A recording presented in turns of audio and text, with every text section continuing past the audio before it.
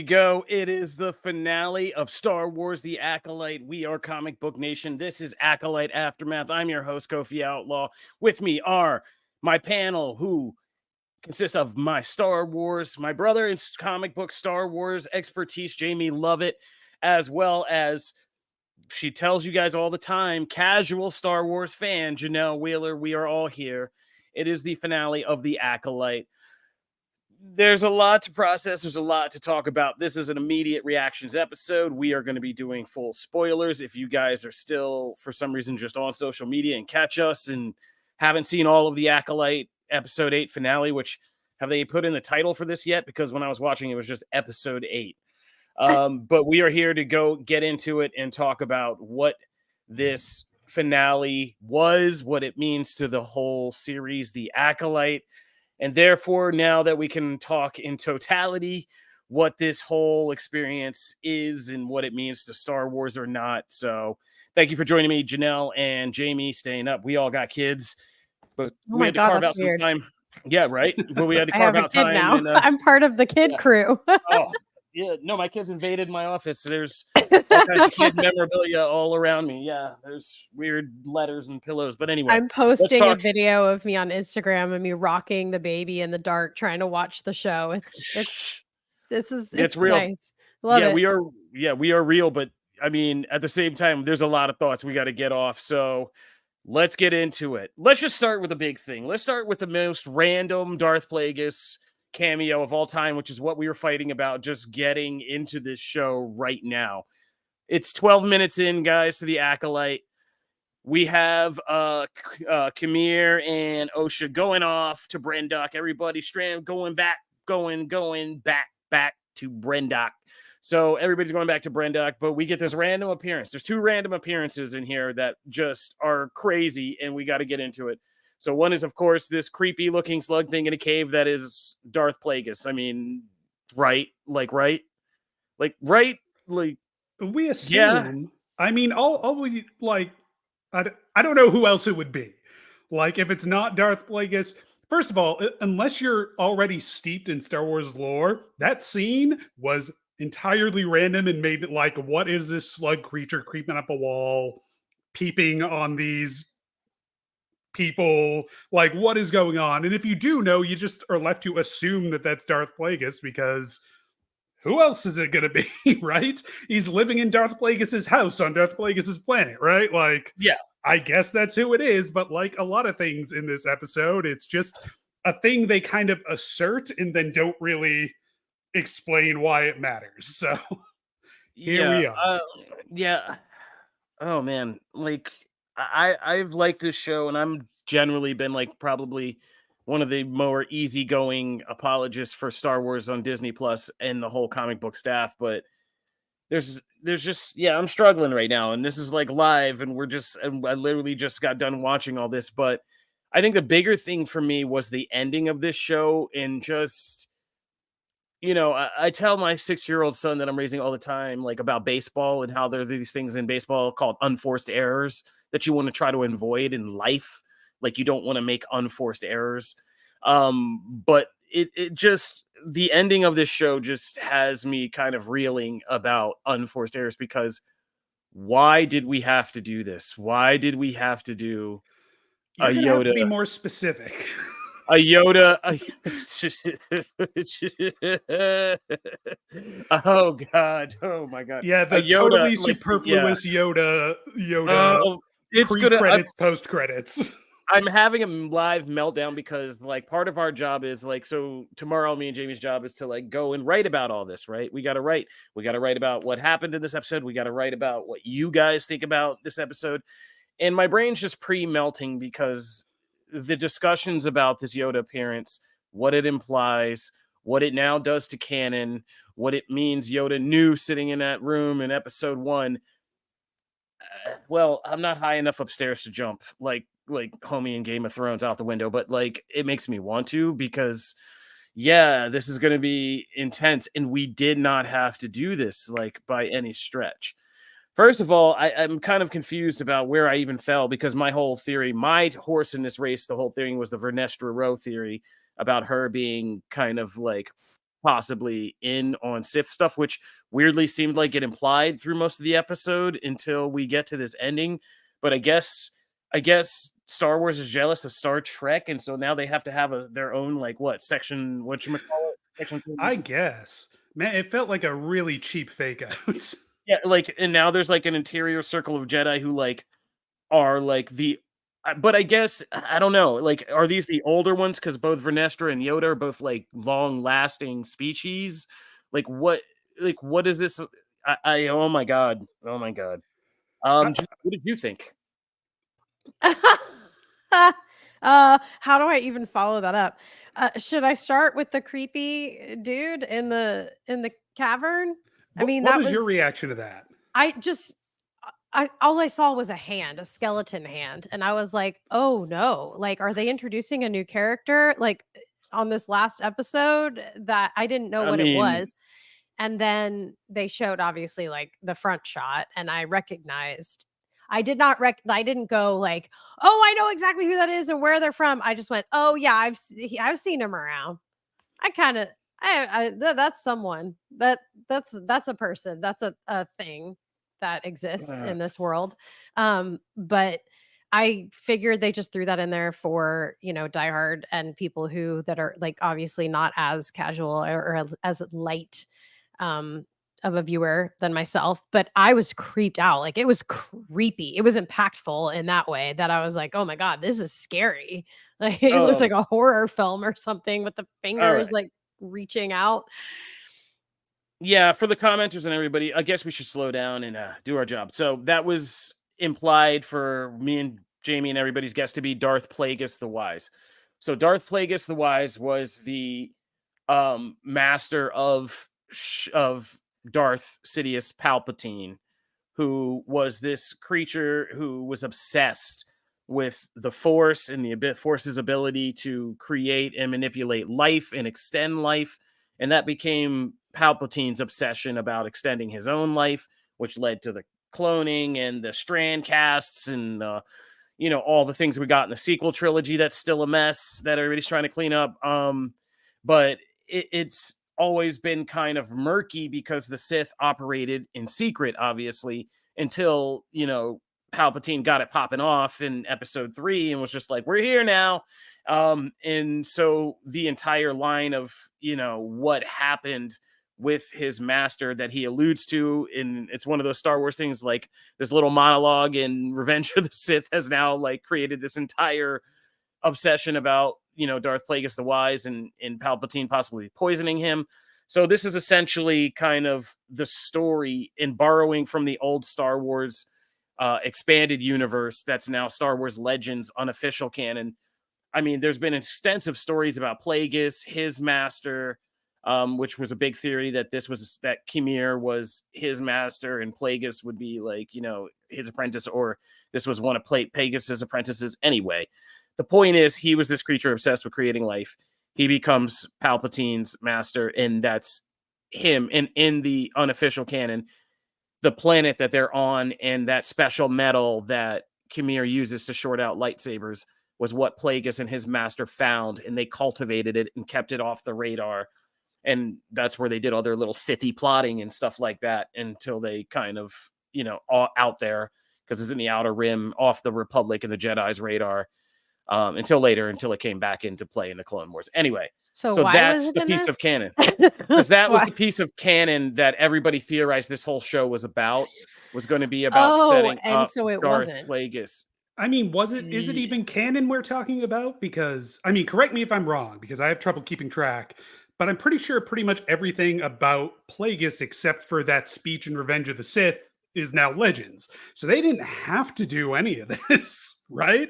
Unless I forgot somewhere where he got put back into canon, like, really firmly. No, which is possible. I haven't read all the books. No, Leslie Headland teased. Okay, so like there's a whole backstory. So Leslie Headland teased that, like, when she explained how when she put I already just blanked on the name of the art Cortar, whatever the name of the armor is, Cortosis armor. Like when she said that, she was like, "Yeah, we took that from Legends, and there's more we took from Legends, but I can't tell you what because it's a huge spoiler." but it's connected to this. And that was the whole thing about Plagueis, right? Everybody was like, oh, we know what that means, because cortosis in that metal was what Plagueis found on that planet. And like I said, it was something they cultivated and kind of used. So this was a shout out to that, really. It's an Easter egg from Legends, and that to the people that know, but I don't think it does anything for canon. And so I'm kind of more settled now that I'm getting my thoughts together here. And because I agree with the commenters, and thank you guys for watching and being here with us and doing that on Acolyte Aftermath. So I think the Acolyte as a whole for me is a weird thing where I like the parts, but there's never a sum that I've liked really at all. Maybe those first 2 episodes as a block was the last time I remember being like, structurally, I like how this is happening and how this is going. After that, it just got weird from episode to episode. I liked each individual episode except for maybe 4 was like the only one I didn't like. But I liked 3, and I liked even going back to 3 and 7. Like, I liked each episode of TV, but putting this all together in my head, trying to put it together in the canon, trying to put together a point, trying to decide if we've gotten a complete story or just a setup for a second season, it just never really all adds up in my head. So I want to be positive on some things, because I did like, this episode for some things. I liked that it was a Star Wars kind of finale that actually delivered. It delivered like what you would want from a finale. There were cool fights. Everybody kind of came together. We had everybody kind of come together, get resolved. But yeah, after we have Saul gone, the rest of this kind of epilogue to this episode and the little kind of weird things they do with the canon, the legend shout out, really kind of muddle what could have been just a very clear cut story and episode and kind of ultimate ending to this. The whole thing with May fits into that basket too. Like the whole kind of mind erasure thing and kind of muddling what could be like a clear cut ending of just both those twins being like, you know what, screw this, like let's go do our own thing, is kind of weird. And again, is this to set up a second season?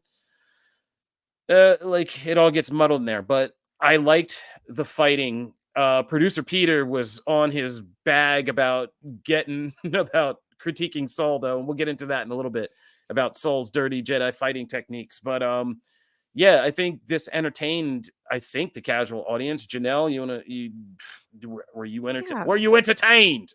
I was. I will say, like, a big moment for me was just like the fight choreography alone was really beautiful. It was very matrixy at times. Like, I loved the way that they showed like floating, and my husband was like, "Whoa, is that a lightsaber dagger that he just?" He's just so excited to see him like kind of break it apart and have 2, and for a very even more casual viewer than myself as my husband, that was really exciting. And I love the fight choreography. I'm not satisfied with, like, Soul is my reason for watching. He was my favorite character, so seeing him get thrown under the bus at the end just kind of like pissed me off, I guess, and just kind of like made me go, why did I watch this whole series? Because he's never going to be redeemed. He's gone. And that kind of deflated everything for me, because he was the most exciting character for me, like more than the sisters. Like, he was the reason why I watched. So I was kind of let down by that, but I think there were really great elements and it was enjoyable. It's, something that I enjoyed watching every week to week. And yes, there were some stronger episodes than others. To me, like, the best part about the show was the fight combat choreography, and some of the special effects. Yeah, we got to get into a real discussion here, because I mean, it's crazy. I know what this show kind of is doing in terms of the Jedi, and it's a crazy kind of thematic metaphor to kind of put together. And I know what they attempted to do in this ending. I think it's going to confuse people, because throwing things like Yoda in the canon in it really kind of messes people up. But essentially, this is a story about the police. This is a police metaphor story. Mm. It's a detective noir, but larger now socio-political police story, right? And so what happens at the end with Renestra and all this is essentially the institution covering up for itself. Protecting itself. Yep. She's basically like the police union person who's just like, ooh, yeah, we can't have this reflecting. And so, yeah, they go back to command. They're like, look, we gotta, cops messed up, but we can't have this looking on the department that's gonna really undo everything. Like, we gotta keep this hush hush. And so, it's one bad officer. Man, he went off. Bro was, 3 days from retirement too. It's a shame, but we can't count every apple in the basket. Too bad. And so that's what it is. It's not a Sithy cover up. It's an institutional compromise that's going to lead to more compromises that eventually makes this whole institution or reveals it to be flawed, fundamentally flawed in the first place. Yeah, trying to do that in Star Wars within the canon and all that, I think is something that is too hard to do. And this show was trying to serve too many masters. It was trying to be edgy with this kind of metaphor. It was trying to be whimsical and still kiddie with throwing like Basil in there and all that kind of stuff. It was trying to be scary with just like, Camille slaughtering people and Darth Plagueis creeping around. It's trying to be sexy again with Camille slaughtering emotions everywhere and, all that and going shirtless and bass. And, in typical Star Wars is so asexual about itself unless people are kissing their sisters or weird stuff like that. So like it was trying to do like all of these things. And I don't think it ever stuck any of it superbly well, except the fight choreography. But Jamie, where are you at? Because you've been the harshest amongst us. So now's your time to cook. Now's your time to shine. This is your victory lap. Please take it, sir. I mean, I like the idea of what you said. There are individual pieces of this show that I enjoyed. And this episode I thought wasn't awful. I think the season-wide reveals were not what they needed to be, but the episode itself wasn't bad. But essentially, I think this show, in order to be the kind of thing that what you were talking about, it's not impossible. If you read some of the books, the Jedi get like, there was a book that came out recently, Living Force, where the Jedi are basically being sold out like rent-a-cops, right? For PR and corporate stuff like that. All of that is possible. I don't feel like this show trusted its audience enough. And maybe that's fair because, messing with canon, whatever, like canon exists to be rewritten. But here so here's the thing. Where was Senator I've seen the original movies for the first 7 episodes of this show? Where was there was a whole other half of this show that they held back until the last episode or two because it's like they didn't trust the audience to deal with it. A more competently structured version of the show would be, we get the senator early on. We get more about this virgins earlier on instead of hearing about it for the first time in the second last episode. And all of these different threads exist simultaneously, and they build tension because you're left to wonder, how do they connect? What do they mean? Does the senator have a point? What are the Jedi hiding? Well, the Jedi seems good, blah, blah, blah. You wonder all that stuff, and it all hopefully comes together at the end. But instead, what they did is they withheld information. They didn't build a mystery. They just didn't tell you everything. And then they threw it all out there at the end. And that's why it feels so unfulfilling. The senator has a point, but what's it matter? The show's over now. We haven't had time to deal with that point, to see the actions of the previous episodes in that light. I guess you could go rewatch it, but this doesn't work. It was not structured correctly to do that. And it's confounded by a couple things that, like I said, they say things and they don't. Why does it matter that May and Osha are two halves of the same person? What does that even mean? They do not even pretend to explain that. I don't understand why one of them being dead means that you can't go there and find the virgins. Don't understand. This is still an artificial half a person. If you know it's half a person, then what? I don't know what any of that meant. And I don't understand what we're supposed to feel at the end when she goes with the Dark Lord, because even if the Jedi are flawed or bad or whatever in this story, Kamir is still like a sociopathic serial killer, right? Like, are we supposed to feel great about him like abducting another woman? Like, I don't know what we're doing there. Like, they make it out like it's her choice, and sure, I guess it is, but it's still Star Wars. I still think falling to the dark side might not be the right choice, I guess. Yeah, it's so curious about how this show is presenting these sides. And even like there was a scene where they're showing it's almost like majestic when Osha takes or the kyber crystal bleeds and she goes to this side. It's not horrifying. It's like when Rey grabs a lightsaber, but just with a red lightsaber. And it's kind of like, I was like, yeah, I'm confused about what you're saying. Is like the dark side the way to do things now? Because I've done my reading, and that kyber crystal bleed means like something really traumatic is happening to you right now. This isn't good. Like in this moment, the guy you've looked at as a father figure, like, you know, you're going to kill him. Like that's not great for your future there. These girls love bad boys. Bills. That's what's going on. She's just honestly, I left thinking, oh, she just chose a dude over her sister. That's how I felt. That's how I felt. I mean, I really thought had a crush on this guy, and now I really thought the way he hands her the lightsaber. I thought first I thought she was going to kill him. Yep. Yeah. Then I thought she was going to kill her. Yeah. And then nothing happened. I was like, what was the point of that shot? Him handing her the lightsaber, pointless. Like, maybe they thought it was a symbolic thing, but like she had already crossed that Rubicon, so I don't know why we needed that shot. It just confused things. And what you're talking about, the bleeding of the lightsaber would have worked beautifully if this show had committed to a stronger point of view and had just been like, we're going to tell a Star Wars story from the Sith's point of view, from the dark side's view. That's what was going to be the next thing I walk said. down the middle instead. And I would have loved that.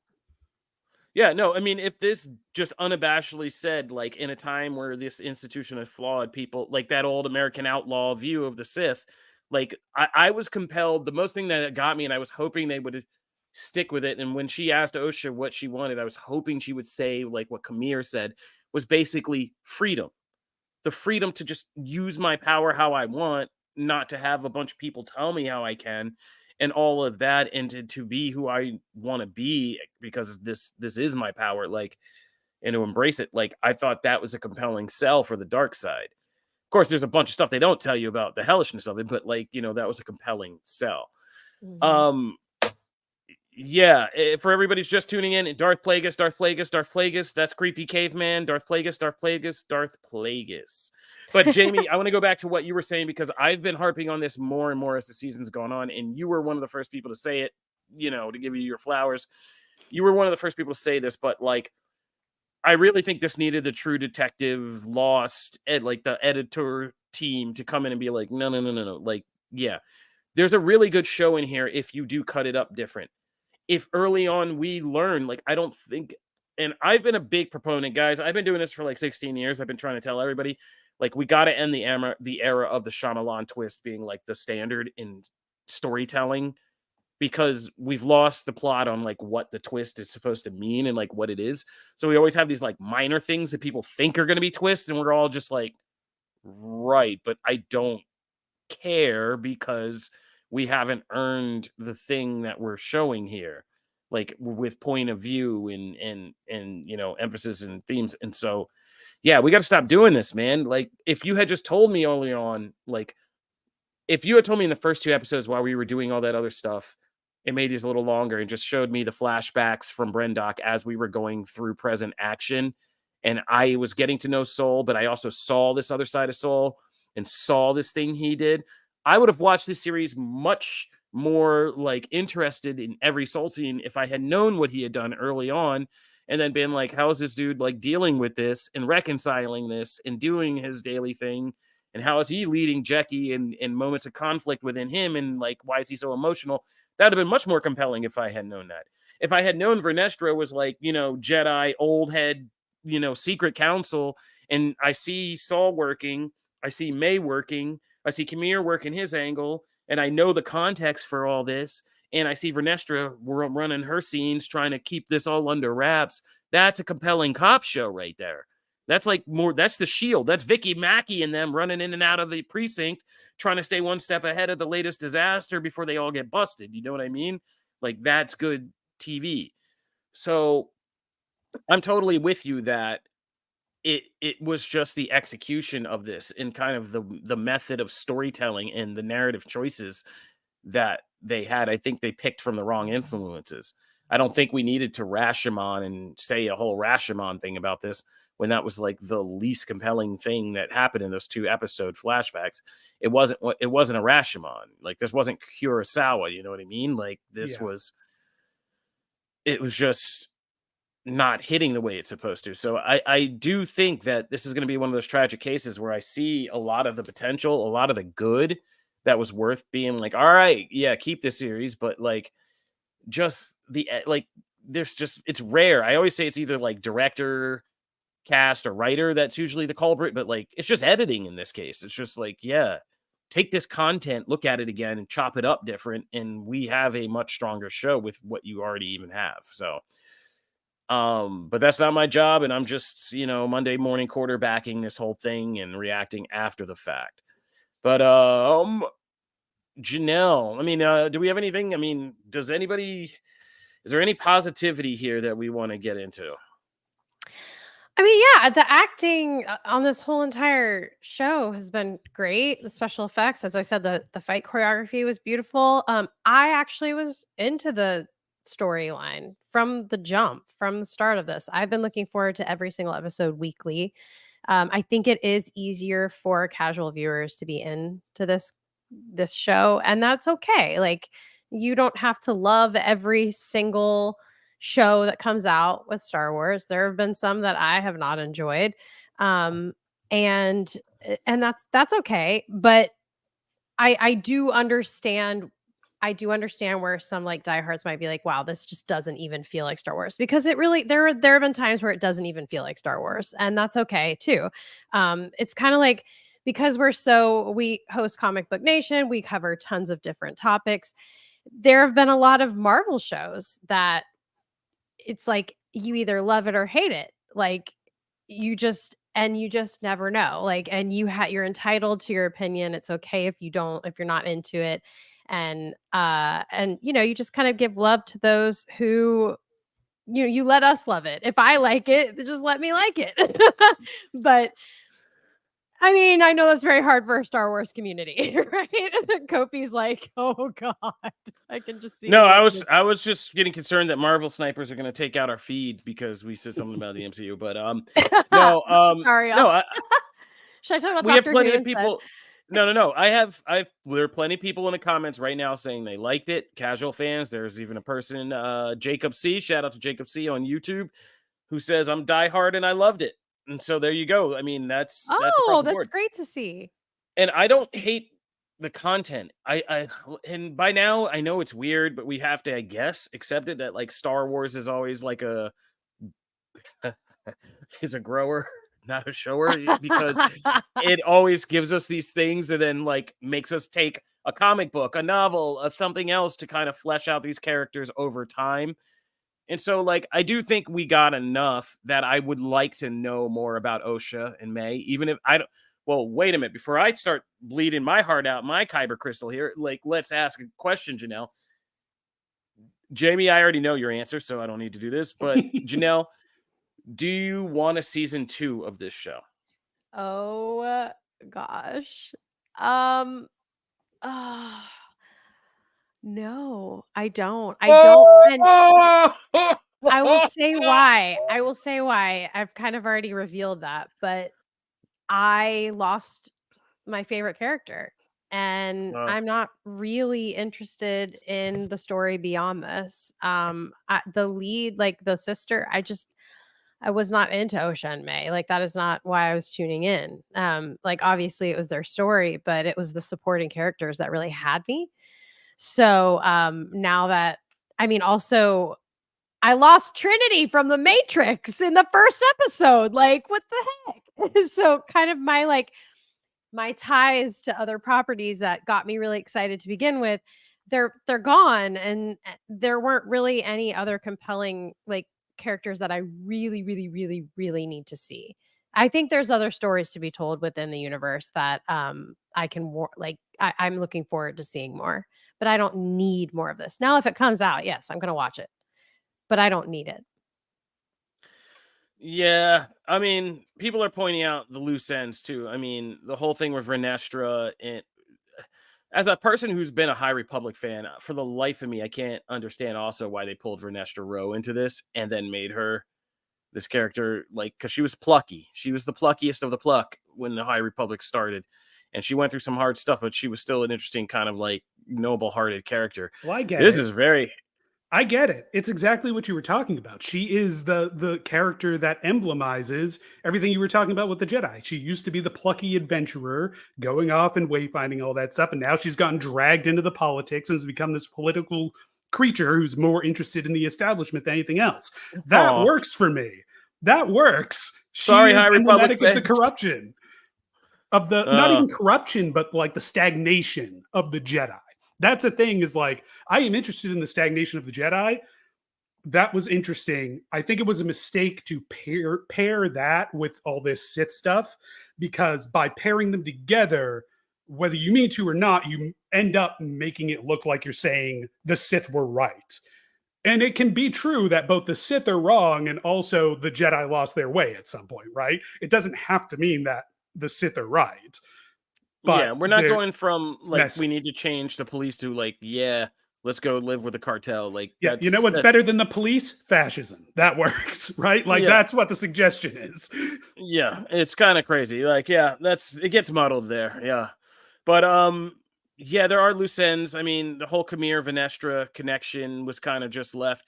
But again, this is Star Wars. Assuming this is for season 2 is not the way. You're not playing 4D chess. We could get a whole comic series that details Vernestra Rowe, you know, in her thing, taking on a young Khmer as an apprentice. That's all going to be a series of some kind. I guarantee you that's going to be either a book or a comic or something. We're getting some kind of content. Can I make a that. suggestion? Yeah. I need something explaining more about that Force cult, because I still do not know what the Ascension is. I still do not know what Maze Mark is, why Osha didn't get one. Yeah. Yeah. And what was the mother trying to do? We still don't know. I thought she was trying to like put herself in their body, but apparently they're already full people. So maybe that's not it. That is the most like, I don't know what, I still do not know what was going on there. And it kind of drives me nuts. Yeah, there's a pretty much a Rise of Skywalker level of unanswered questions to a lot of this. And they killed off a lot of the good the other Jedi that I liked as well. I just remembered, like they the killed Yord off. Horde is done. There are no good Jedi. Yeah. Sun has set on the Sol Patrol. It's like that zombie episode of The Simpsons. It's like, so long, Shakespeare. They just killed off everybody. Yeah, the sun has truly set on this series when Saul died, right? No, I like the metaphor though, like, Aww, you know, when the Jedi did with, you know, but he was never really light because he did some pretty questionable things for questionable reasons. Can he be like an in-betweener? He thought he was doing it for good, right? We never got a good explanation about why he was like. They made a point of Indira being like, you don't have a Padawan, ha ha ha. And then like the first young person he sees, he's like, she's mine now. I'm taking her. And we get no explanation about why. Like, we don't have the backstory to explain why that hurt him, apparently. Yeah, no, there's a lot of people who pointed that out there, where a lot of people were frankly uncomfortable with the way that was presented in episode 7. They were like, what? They were like, this dude just saw, like you said, a young girl was like, yeah, I'm going to go get that now, and they're coming with me. Yeah, no, bring your sister too. It's like borderline colonial, what he does. It's wild. Truth be told, I have a preview where I wanted to post this gif of Soul and just be like, you're not a colleague, you're a colonizer. And if you know what I'm saying, yeah, because that was what this episode basically it was when he was just saying again and again, like, in the part that really kind of broke me about his character was when he just kept insisting that he was right, even at the end. Like when he's just saying, I did the right thing. And you're like, no, bro, you didn't. You just came to a planet and did some weird stuff. You And broke the like you prime said, directive. yes, exactly. Like you said last week, you broke the prime directive. This is why Starfleet knows not to mess with this. And because they learned from a galaxy far, far away a long time ago not to mess with other planets. Like, because, yeah, this is what happens. So, yeah. But yeah, they did have it, and this is the frustrating thing about Star Wars. We get so little, but then like your imagination does so much. So now, like, Jackie, I love Jackie. I need to see more of Jackie, but how much story about Jackie can there possibly be? Because Jackie's just a Padawan. She's so young and now she's dead. Same with Yord and stuff like that. Like, I would love to see more of Yord in Jackie's adventures, because that was like one of my favorite parts in the early episodes was when Jackie looks at Yord and she's like, Yord, put your shirt on. It's just like sitting on, and their whole interactions were just so great. So, frustration, I think, is a good word for this show. Let's get to some questions. Where do you guys rank this in your Star Wars Disney Plus series, which have certainly been a roller coaster? Oh my God, we're gonna have to like lay them all out. There's been so many. I would just put this right in the middle for me, honestly. This isn't at the bottom for me. Not at the bottom. No, not the very bottom. What do you have down there? Just out of curiosity. Oh, I'm good. Let me think about it. I'm so afraid of the backlash. Oh, That there's I so need- much. I mean, I know. okay, I'll go. I asked a question. I mean, obviously at the top for me is Andor, that just sits on a pedestal Like, by itself. Of course. Correct. Yes. Mando season 1, Mando Yep. season 2. Mm-hmm. Yeah. Then it gets tricky after that. Exactly what I was thinking. Yeah, so let me try to get through this. Let's see. I would say I'd probably put Ahsoka after that. Mm-hmm. Yeah. Okay. Then it's kind of a coin toss between Obi-Wan and Mando Oh, season 3. God, Because Obi's towards the bottom for me. but Obi-Wan and those duels at the end are really strong. In the duels and the flashbacks are really strong, but all the Leia pluck and all that crazy crap, like, that was really weak. And it has the weakest episode of any of the series, which is episode 2 of Obi-Wan, which is terrible. Mhm. So Can I it's just coin say- toss. And then then Book of Boba Fett, I still think is maybe under Yeah, this. Book of Boba Fett is the bottom.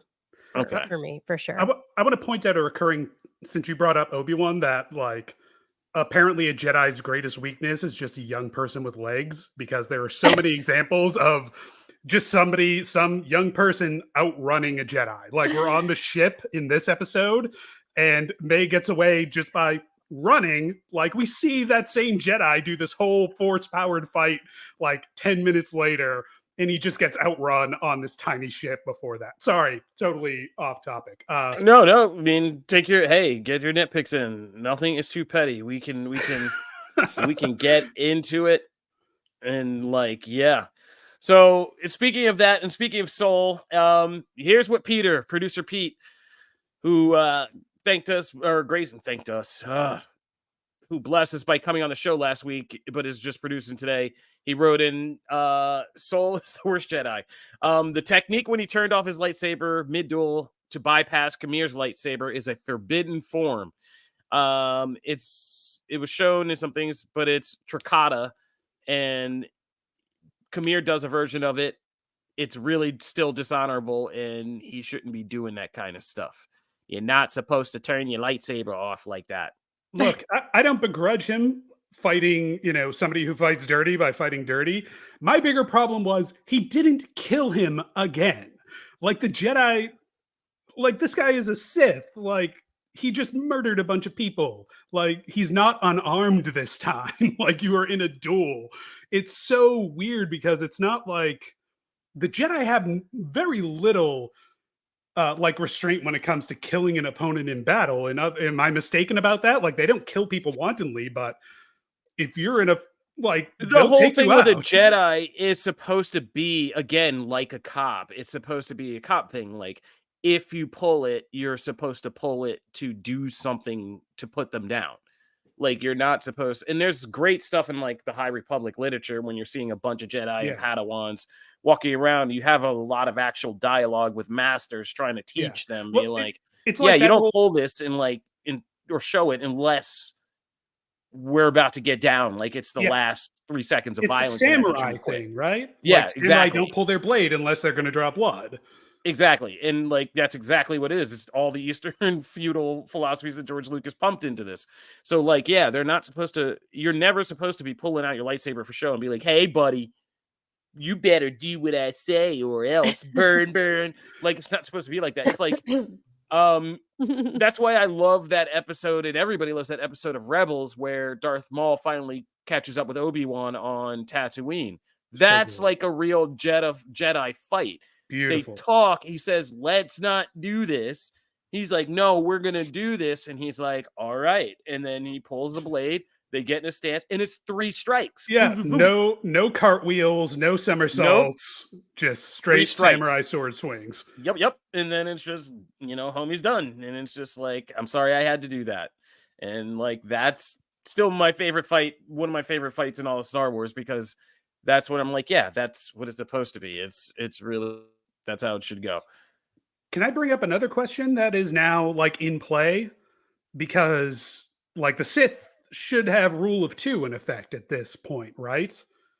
But if Osha is now with Camere, now the slug on the wall is presumably a Sith and not just, their next door neighbor, then there's now more than 2 of them. So how does that resolve, especially if we're still assuming that Plagueis ends up being mentor to Palpatine?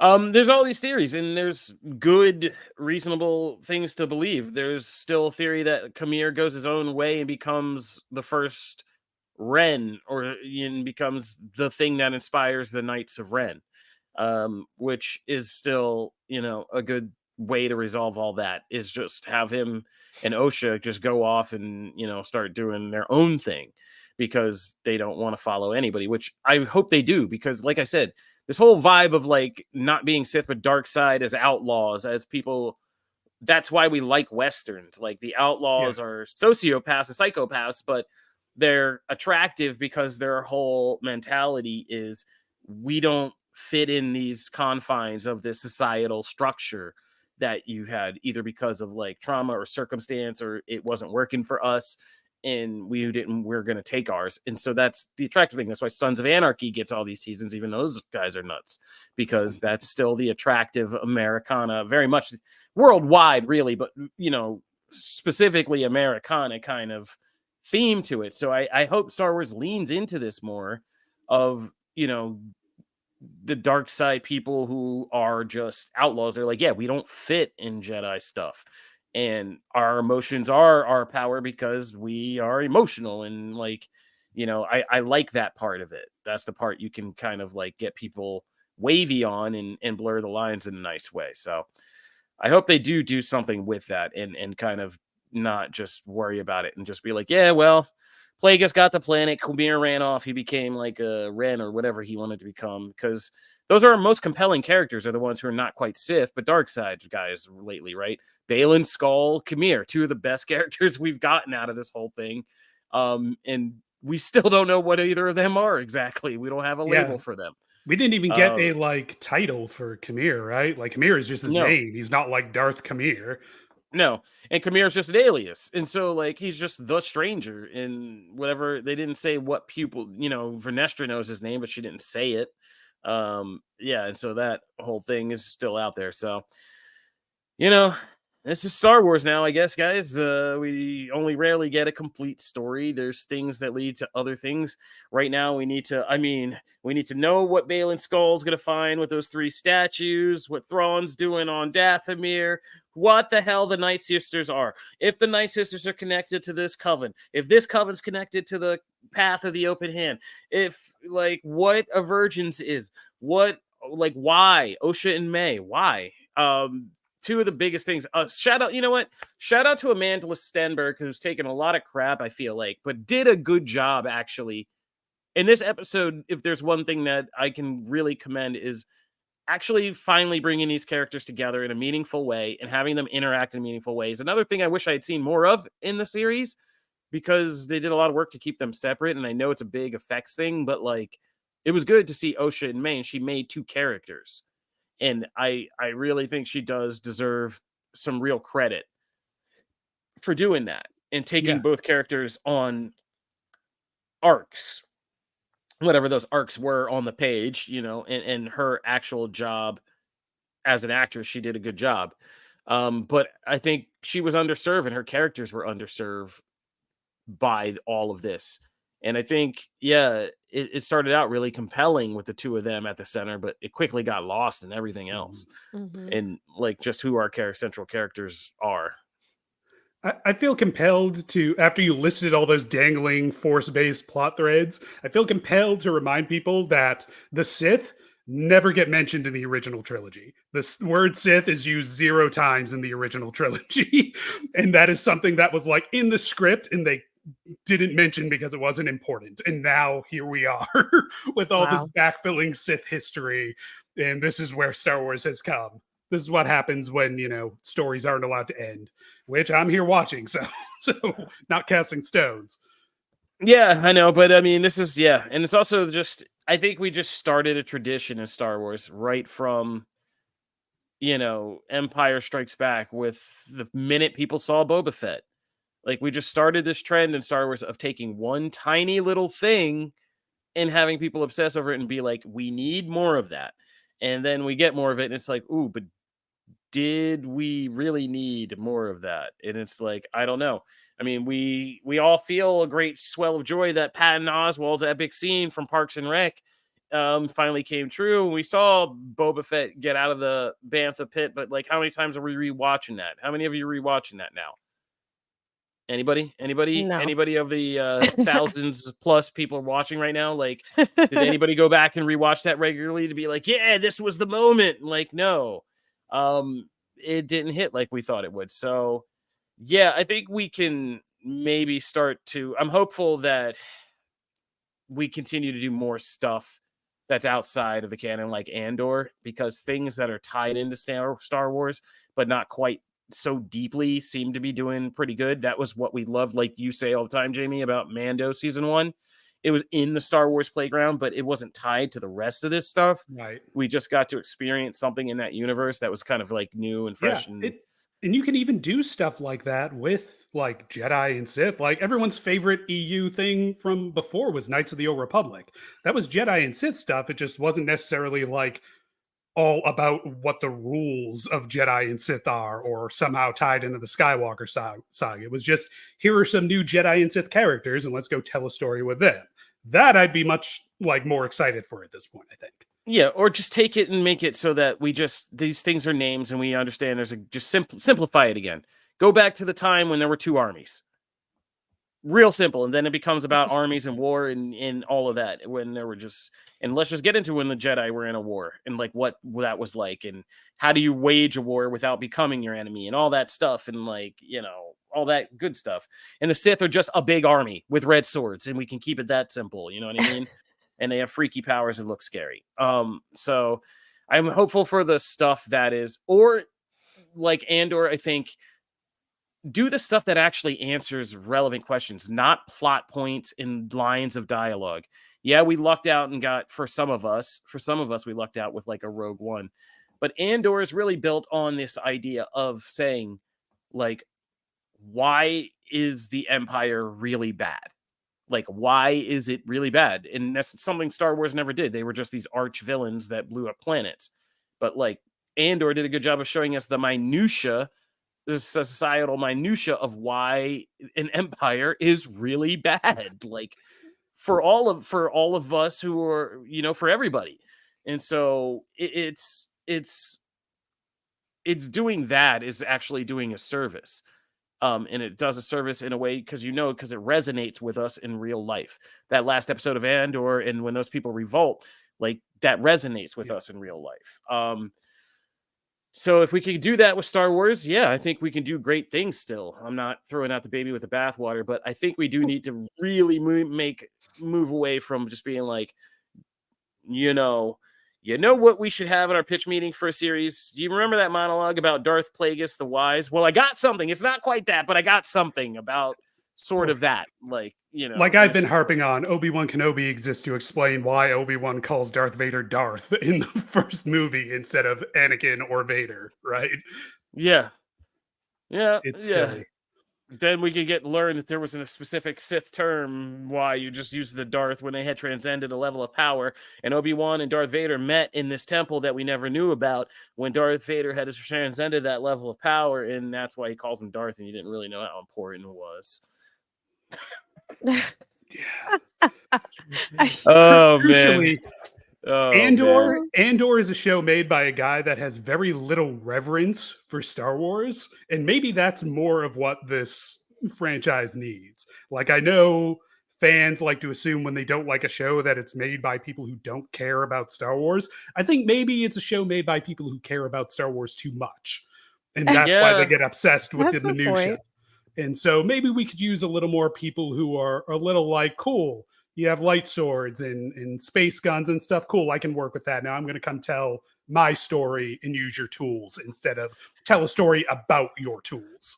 Yeah, but we need that Battlestar Galactica, like, kind of retool, like, where it's like, yeah, I remember this silly stuff, but remember Cylons and stuff.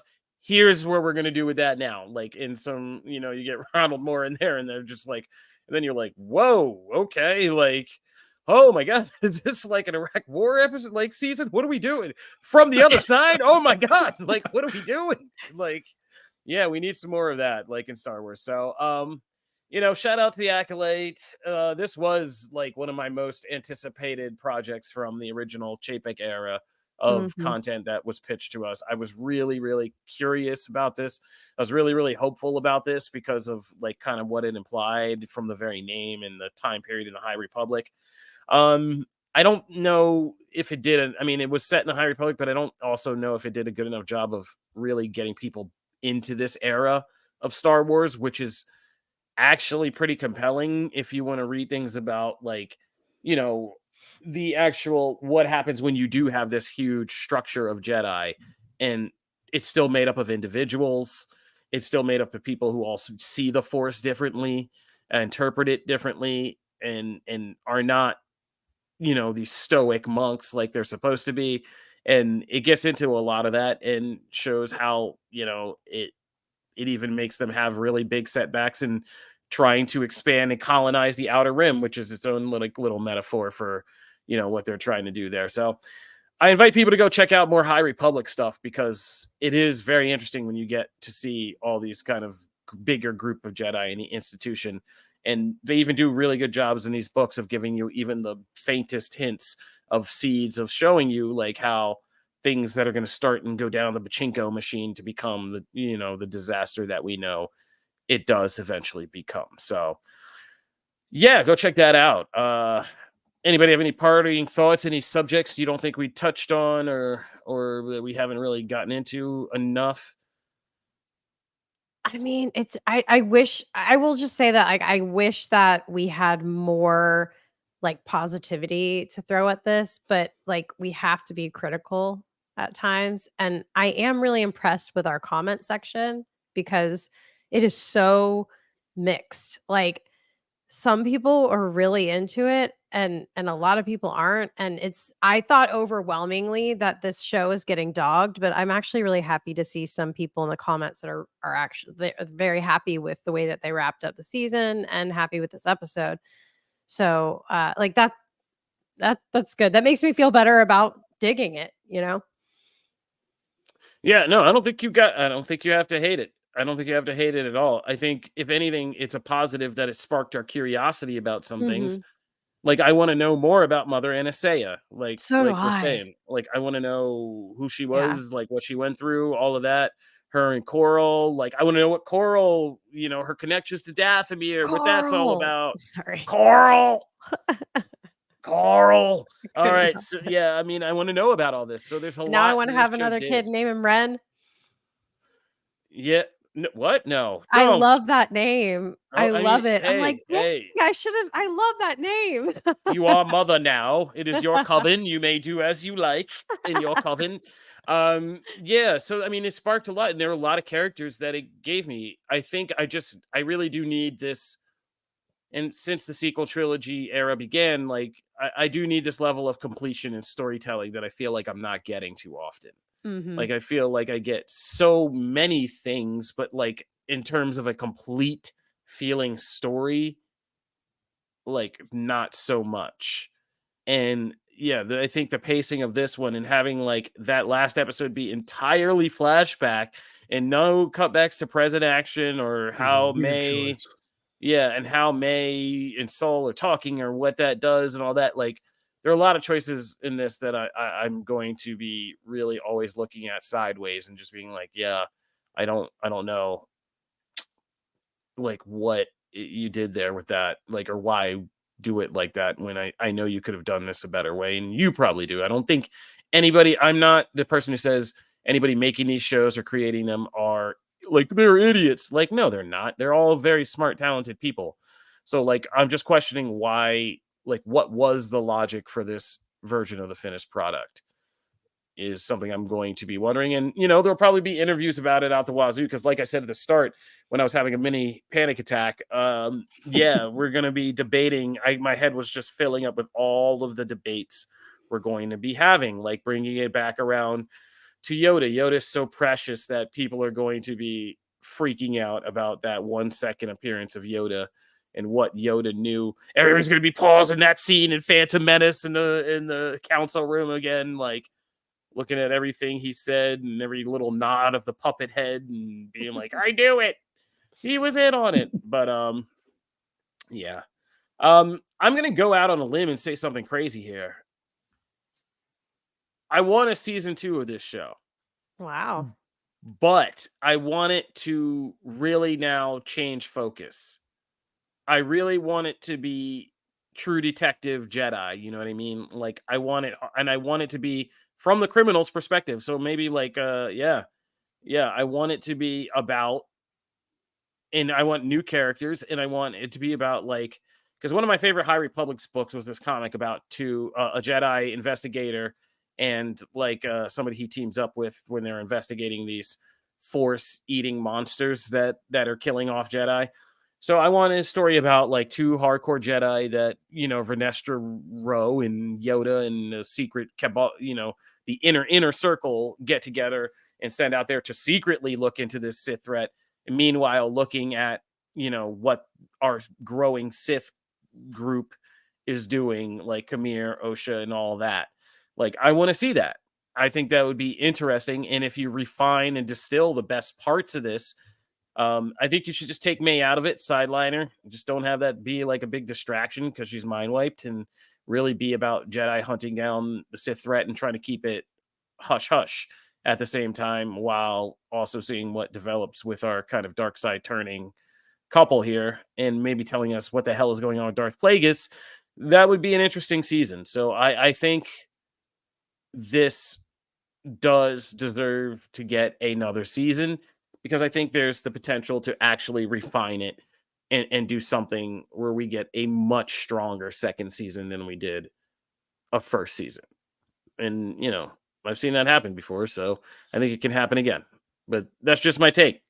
That's fair. I'd be down for a season that really committed to giving us a dark side perspective on all this stuff. That's what I'm saying. I want that to be, whatever is going on with Wall Slug and Kamir and Osha in the space cave at this point. I think that'd be interesting. Secretly, I really just want a show set in like this era that's just like super episodic, low stakes Jedi show that's just Jedi go solve a problem and come home for dinner. Like, that's really what I want. I'm so tired of the 8 episode, whatever prestige drama that just leads into the next 8 episode prestige drama. But as I'm not going to get that in this ecosystem, I will take just super dark side season 2 of this. Sure. Yeah, I mean, that's what I want. And like I said, I would love two kind of like shady, hard-boiled Jedi, true detective types who are chasing it down. And by the end, one of them kills the other because they get turned to. And it's just like, oh yeah, more people just begin, even if they don't become Sith, they become whatever. They just start to fall off from the Jedi. And it's just like, yeah, this is how things splintered. And yeah, that would be cool. So if they can do that and commit to that edgier, kind of darker season 2, make an Empire Strikes Back out of this. Like I would I would take a chance at it. Shout out to Synth Whiz Kid on YouTube. I know, we get it. You didn't like the show, man. We got it. We got it. Yeah, and it's not my money, so yeah, I can spend it. I'm not spending the $200 million. I think there's good things that I'm interested in. I'm feeding my own interest. I'm being as Sith as I can about this. I don't know what else to do. I'm telling you, I want to see the things I'm interested in and cut away the stuff I don't. So yeah, and that's not me shilling for Disney. They don't give me any of the 200 million. I get zero of it. So that's just what I want to see because I'm interested in Camille. I think he could carry actually a season pretty well. I'm interested in who Osha is becoming now that she's done this. And I'm interested in, like Jamie said, like the most episode 5 was kind of great for me, not just because of the action, but because of Camille kind of launching his platform for who he is and why he is was a good sell. And they did a good job in episode 6 with that, with him selling it to Osha. So like, I want to see more of that. Yeah. That's just how I feel about it. You know what I wonder now? You brought up Kamir again and his how he's like, you could call me Sith. I wonder if he's ever met Darth Plagueis. I wonder if Plagueis is showing up there, having been drawn there by his energy or something. Because it's real. If he's already an apprentice, it's really weird for him to introduce himself as, well, I guess you can call me Sith. Like, are you Sith or not? What the hell? And he obviously is, if Plagueis is already like his master or whatever. So now I'm wondering if he is unaware of Plagueis, if Plagueis has been drawn to him or something like that. I didn't even like the show that much, and I am already like, there are so many things I still need answered. Yeah, exactly. And that's what Star Wars does to us now. Like, that's the thing, but that's also the biggest thing I need this to stop. I need to get done with a Star Wars story and be like, because this was a franchise that started on one just simple hero's journey that like struck a chord with everybody. Then they went the Outcast route, and when they came back for their second album, it was completely different. They were like, we're doing AT Aliens now. Like, we're going completely dark with it, and you know, there's not a happy ending to this, which blew people's minds. And we're like, wait, our heroes are maimed, battered, stolen, frozen in something, and like that's crazy. And then, you know, everybody was kind of more split about the third when it was just a standard, again, like, oh, let's finish it up movie.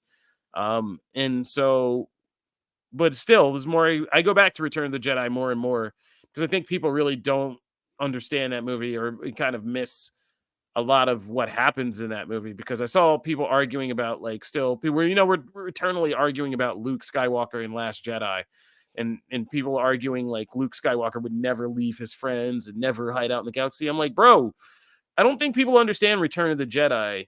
The entire point between Empire and Return of the Jedi was him literally being like, I have to let go of my friends. I have to stop thinking about them. I have to trust in the Force that they're going to do their part while I'm doing my part. And in the very end, like, yeah, I'm not going to fight. Like, I'm not going to swing a sword. I'm not going to do this stuff and, you know, let the Force carry where, you know, what's going to happen next. It's really where he comes around in that movie. I don't know why I'm talking about this. I just got sucked down that rabbit hole, but like somehow all paths lead back to the Last Jedi conversation. Yeah, discourse. Yeah, there's a whole Return of the Jedi thing I think we all need to go back over again. But yeah.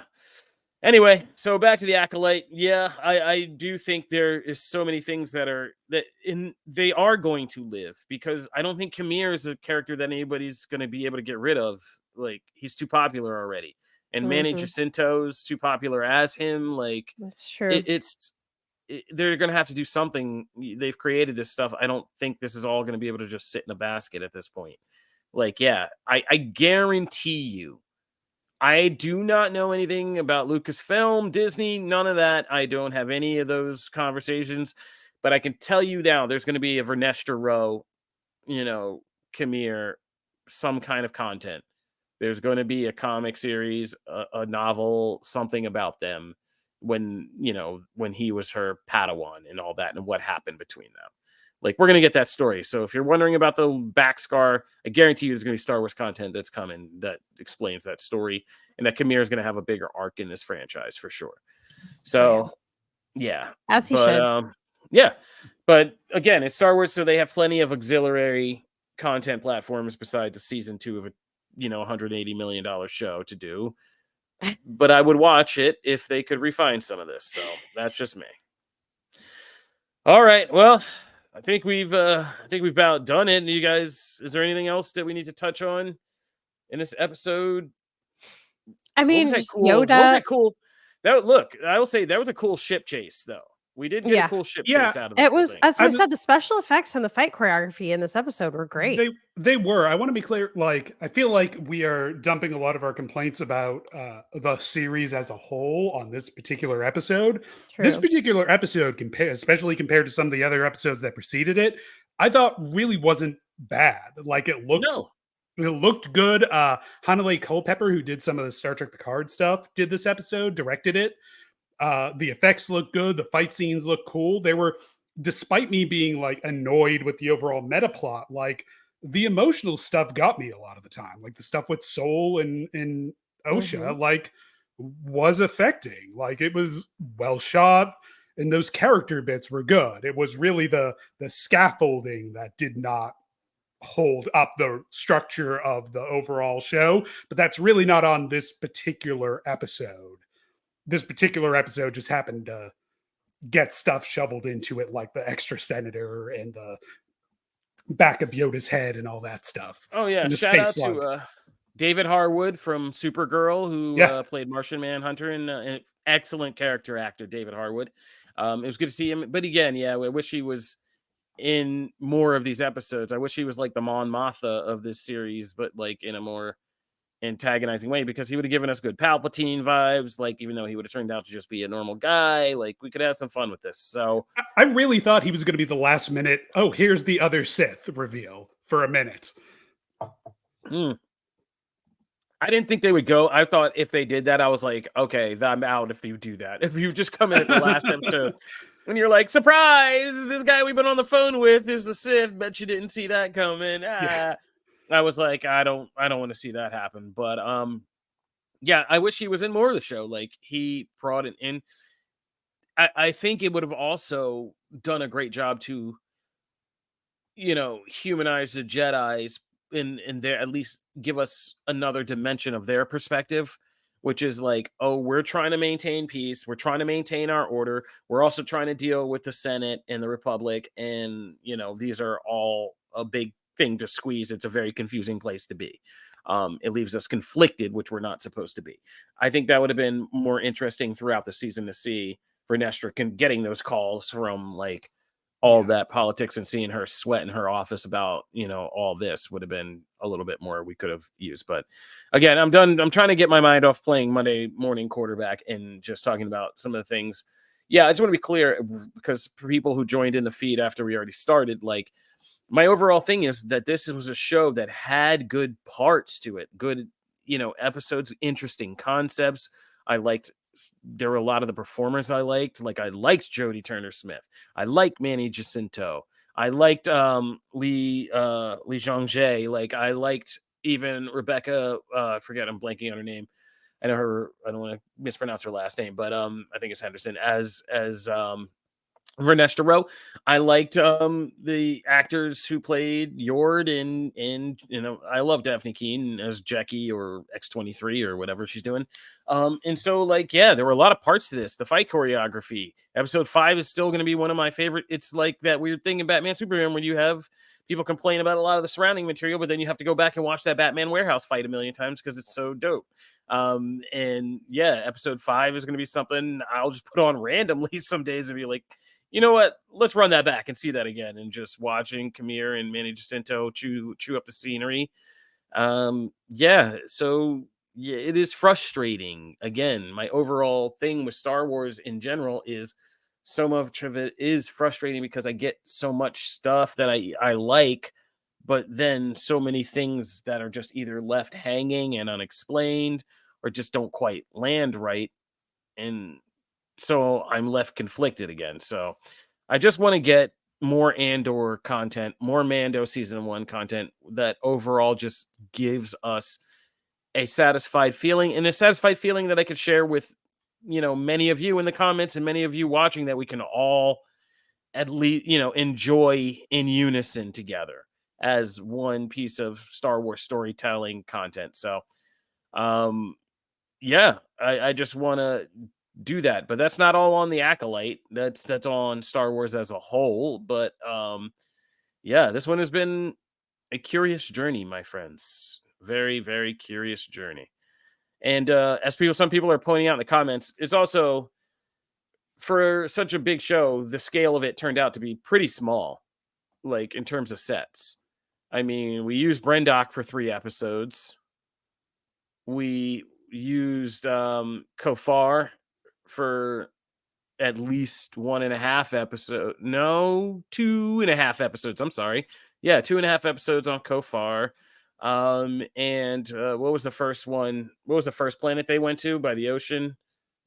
Because Indara's thing was just a bar set. And then there was, in the second episode, they go to Olega. And so in a couple things in the same temple set on Coruscant. So this wasn't the biggest Star Wars show in terms of like going across the galaxy or different set pieces. Yeah, this is kind of what I'm talking about with well, like, one of the closest thing to, we get that great lightsaber scene, but then we also get a weird chase down a hallway in a cramped spaceship to kick that whole thing off. And I did notice, like, we get a group of 20 Jedi on that planet, and beside Vernestra, they're all just humans, or maybe humans with a little tattoo. I'm like, oh, I see where we ran out of our effects budget. Like, all right, just 20 humans. We're going to that planet. We'll take care of it. Leave the other Wookiees at home. We don't need them this time. There's a couple gold There's a couple gold shirts. You got a couple gold shirts down there. Yes, exactly.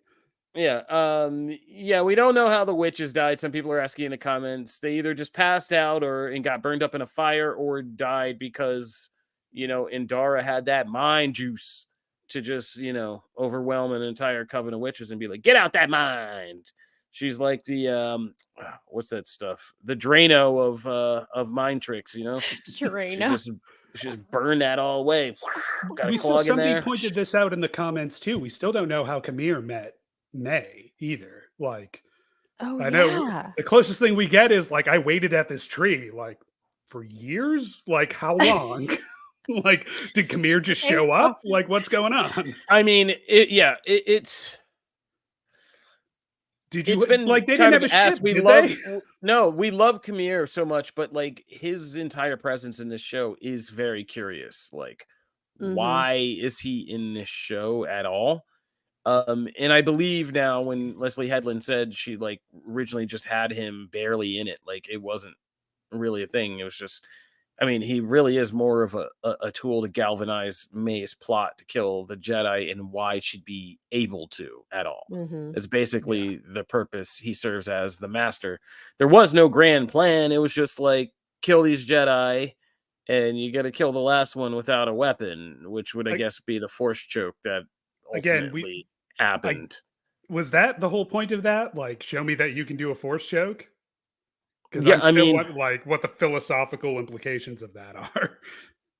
I think that it was another kind of, and I think it was weird because they spoiled that one already on Torben, but I think it was the whole concept of getting them to kill or just kill him with his own guilt, essentially.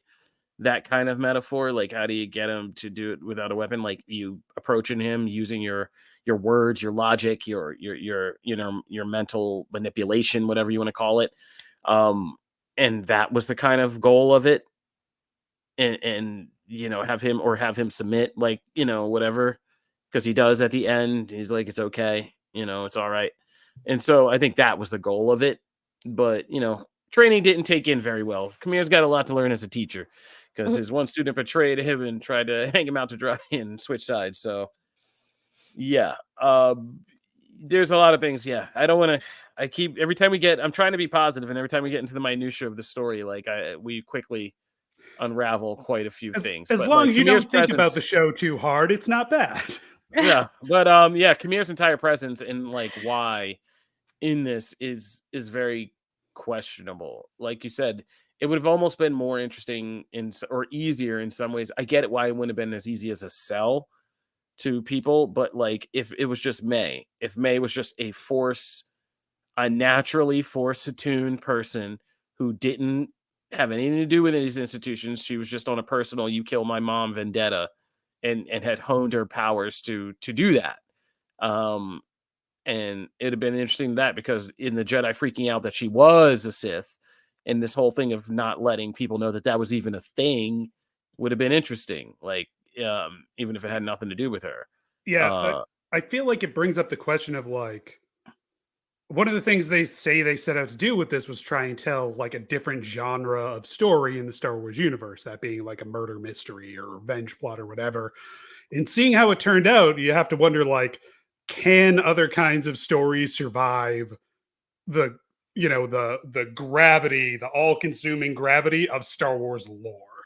Does it just overwhelm any kind of like other storytelling once you get into the force of it all? I guess we'll find out more when Skeleton Crew gets here. no, but that was what was so brilliant about Tony Gilroy and Andor. You watch an entire 3-episode prison arc about the prison industrial complex and incarceration and all that, and only at the very end of the show are they like, oh, by the way, you want to know how messed up this really is? Like, these men were building the thing of their own, the engine of their own destruction, by the way.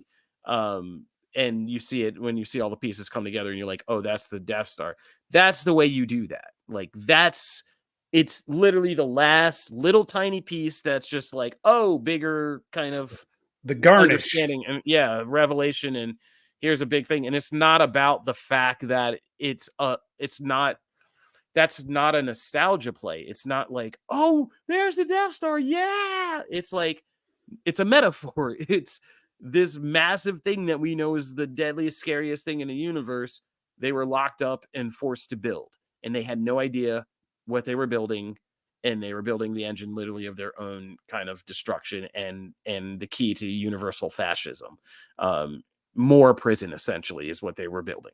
And so that's they took the thing and somebody looked at it and said, okay, this is a silly piece of thing, but what is it? What can it stand for? And why is that important?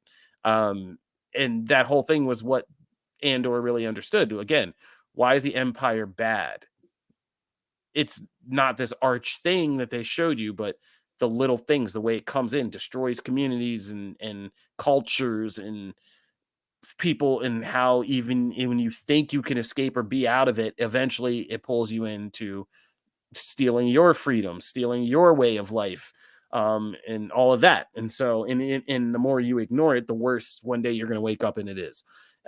So again, it's the difference between, like you said, maybe you just need more people who come and look at this and literally say, instead of saying, oh, you got to take this fan test to prove you're a fan of Star Wars, and just be like, okay, let me see this silly crap. But it could be interesting if it means this, that, and the other. And like, oh yeah, that's a good seed for a story. Like, let's tell a story with the lasers and the aliens and the stuff. Yeah. Yeah. So, Because I will say, like, casually, sci-fi. I didn't see any, like, that goes so deep. Like, you're so good at comparing like all of the shows and movies and things that we watch to like current events and political things, ties, and I just watch it for what it is. I like the pew pews and the fights and the love connections and things like that. So it's really, really cool to hear you kind of highlight how it like correlates with kind of some real life stuff that's going on or has been going on in the past. And like, it's really cool to hear you guys get nitty gritty on these things, because again, I just watch it from, I'm watching the show. It's a weekly thing. There's lightsabers. I like the fighting. You know, there's some cool little creatures in the background that are super cute. And I just wonder how many people stayed with it who were like me, like watched the first couple of episodes and watched it all the way to the end when they were just like, oh, this is like a fun Star Wars show. I'm just curious because I feel like we have a lot of like diehards that stuck with it. And props to y'all if you did, because I know that some of you didn't want to. And to be clear, there's nothing wrong with the pew pew either. Like, I like some good pew pew. Mandalorian season 1 and 2 were basically just really well crafted pew pew stories, and I am into that. But if that's all you're gonna do, you have to bring a lot of like style and craft to it. Totally. That for me, outside of those really standout lightsaber fights in this show, it didn't have that craft and style, at least strong enough for me. Those couple episodes, I'll go back and watch those fight scenes, sure, but I don't need the other like 6 episodes that surround them. It didn't need as much character building as we got, that's for sure. Yeah, I mean, it would be interesting. There are interesting things too. Oh God, I'm falling into the canon thing. I was reading some of the excellent comments. The commenters tonight are really on point, and you guys are dropping some great comments that are getting my head going. That's why I've been doing this show longer than I normally would. You guys just keep getting me inspired to think of more stuff. But there is a way to do more story out of this. Yeah, where Plagueis showing up does make sense because of Osha and she being the more powerful twin and of this, artificial creation, and they can connect that back to how you can learn and how Anakin is eventually kind of created and, all of that. Which would be really funny if like a bunch of black women did it first and they just stole it and made some white guy. But that'd be hilarious. Bring that colonial metaphor. Yeah, that'd be hilarious. It would. There is a story to be told there, and some people are saying like, did Sidious come along and kill Camere to become, Plagueis' apprentice? That would be really interesting. That would be, you guys are getting me going. I'm back. Oh, I was down, but now I'm back, baby. I'm bouncing back. I'm ready for the next Star Wars. Where are we going with the next vrooms? Like, I'm ready to go. Okay. Yeah. All right. Acolyte. Yeah. Not my personal favorite. I don't think like it was trash. I'm not with you guys on the, it was trash, like thing. I think there was just some writing things I would have done very differently. Like Jamie, I would have just cut what was here. I would have just cut up. I don't even not doing even, they should have brought in this or didn't. No, I would have just cut up exactly what we have a little differently. That's my whole take. Okay. That's my takeaway. I think there was a much better way to present all this in a kind of compelling way, go a little more Nolan with it. That would have really made the story kind of come alive a little bit better. As it stands, I think a lot of the performers were good. The characters they created were good. And there's going to be more Star Wars that springs from this. The Acolyte has now created yet another place on the timeline where we're going to get more stories that branch out. So I think if you were a fan of the Acolyte, I think you're very much safe, because I think this isn't going to vanish. Your characters and the content will live on in some form, even if it's not the season 2 you may expect. Oh, I think I'm good. I think I'm getting to the end of this. I think we can start to wind this down. Will we be talking about this on Comic Book on Comic Book Nation on Friday? Yeah. So I'm gonna have some thoughts. I'm gonna think about it. I'm gonna read some more comments, check out Twitter. Yeah, there's gonna be interviews. These are gonna be tomorrow morning. The first thing we're doing tomorrow morning is getting up and starting to see the dissection interviews where the creators can really open up and start telling us, their view of all this and what they say. And so there are going to be a lot more discussions, which brings up a great point, which is, we are Comic Book Nation. If you're just tuning in for Acolyte Aftermath, this is just one of the many segments we do. We are the only show that does it all for geek culture and the official podcast of comicbook.com. And every week we are now dropping almost every day of the week. We are dropping some kind of segment. We do bonus episodes for House of the Dragon. We are just now completing, obviously, our whole Acolyte Aftermath bonus show for the Acolyte. Every Tuesday, our show Anime Initiative has caught on with the anime community really well because it's excellent by our excellent anime staff. Every Wednesday, tomorrow, I will be back here with my co-host Matthew Aguilar doing the comics of the week on the pull list. Thursday, we got it in with you gamers. If you want to talk about hardcore gaming topics, development, what's going on with different gaming series, all that, we have Quick Save for you. And as Janelle said, every Friday is the live show at 12 noon, where we invite you guys, the people watching, to get into the comment section where we interact with you and talk about the week in geek and all things that happened. Plus, try to get some better thoughts in for things like this when we talk about to the process, Acolyte. Yeah, we got to process. This is and fun, we come back. This is like knee-jerk reaction, but then like now I'm gonna go and do some deep diving myself, and I'm gonna come Oh with man, it it's already starting. Shout out to Double A on YouTube asking, was that not Yoda but Yaddle at the end? This is the kind of stuff I love in Star Wars. Now we're getting crazy. You want to get nuts? Let's get nuts. No, I don't think Yaddle lived long enough to look that old. Yeah, I know. She still had a full head of brown hair when Dooku did her dirty. Oh yeah, man. So I don't know. We're gonna have a lot to talk about. That Yoda thing is gonna. Oh my god, it's gonna cause such a problem. I can't.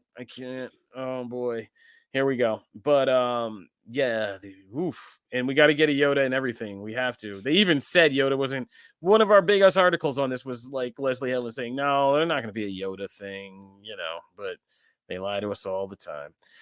Oh boy. All right, let's get out of here. Janelle, Jamie, I want to thank you guys for jumping on and doing this. I want to thank you guys for how many times you've done it. I want to thank you guys for doing it last week when I got to duck out episode 7 because I was on a beach somewhere on vacation. That was fun. And you guys stepped in and took the heat for episode 7. I like being here. I like the Star Wars crew. You guys get spicy.